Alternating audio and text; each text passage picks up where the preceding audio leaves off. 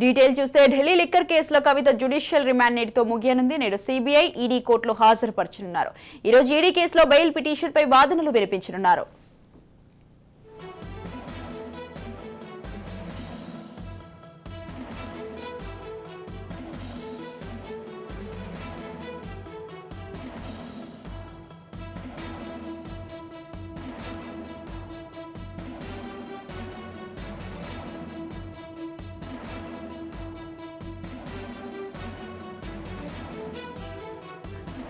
కాగా నిన్న కవితకు 2 బెయిల్ పిటిషన్లపై మరోసారి ఎదురుదెబ్బ తగిలింది. బెయిల్ పిటిషన్పై సిబిఐ కేసులో రౌస్ అవెన్యూ కోర్టు మే 2వ తేదీ వరకు తీర్పు రిజర్వ్ చేసింది. 14 రోజుల జ్యుడిషియల్ కస్టడీలో భాగంగా కవిత తీహార్ జైల్లో ఉంది.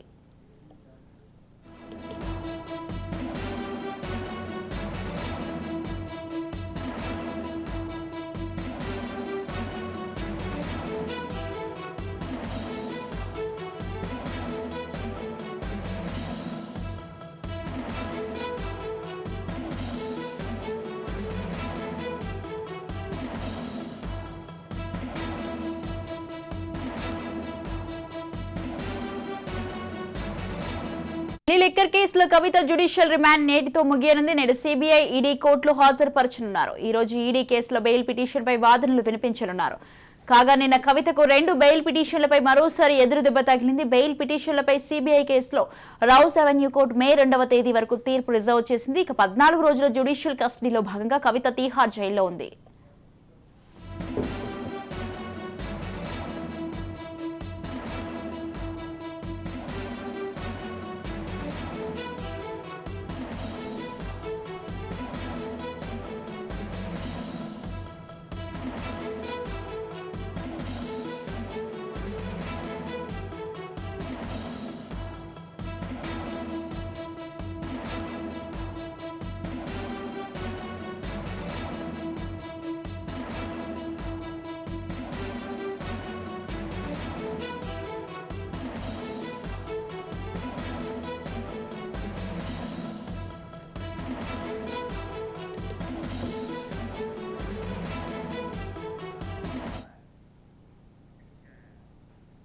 ఢిల్లీ లిక్కర్ కేసులో కవిత జ్యుడిషియల్ రిమాండ్ నేటితో ముగియనుంది. నేడు సిబిఐ, ఈడీ కోర్టులో హాజరుపరచనున్నారు.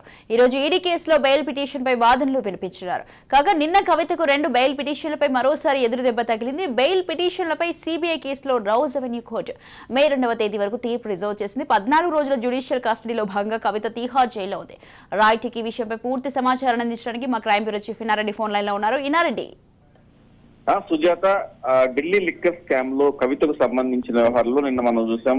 సిబిఐ సంబంధించి బెయిల్ పిటిషన్ సందర్భంగా ఇరువైపుల వాదనలు కంప్లీట్ అయిన తర్వాత జడ్జిమెంట్ రిజర్వేట్ చేయడం జరిగింది. ఆ నేపథ్యంలోనే ఎన్ఫోర్స్మెంట్ డైరెక్టర్ వాదన కొనసాగాల్సిన అవసరం లేదు. ఈ నేపథ్యంలో మరి జ్యుడిషియల్ కస్టడీ పొడిగించాల్సిన అవసరం ఉంది. కాబట్టి ఈ రోజు తోటి ఎమ్మెల్సీ కవితకు సంబంధించి జ్యుడిషియల్ కస్టడీ ముగిన నేపథ్యంలో ఈడీ కేసుల్లో, సిబిఐ కేసుల్లో ఆమె ప్రస్తుతం తిహార్ జైల్లో ఉన్న నేపథ్యంలో వర్చువల్ గా, అంటే ఫిజికల్ గా ప్రెజెంట్ అవ్వకుండా వర్చువల్ గా హాజరవుతా అని చెప్పేసి కవిత ఏమైతే తమ పిటిషన్ పెట్టుకుందో ఆ పిటిషన్ నేపథ్యంలో కోర్టు కూడా అంగీకరించింది.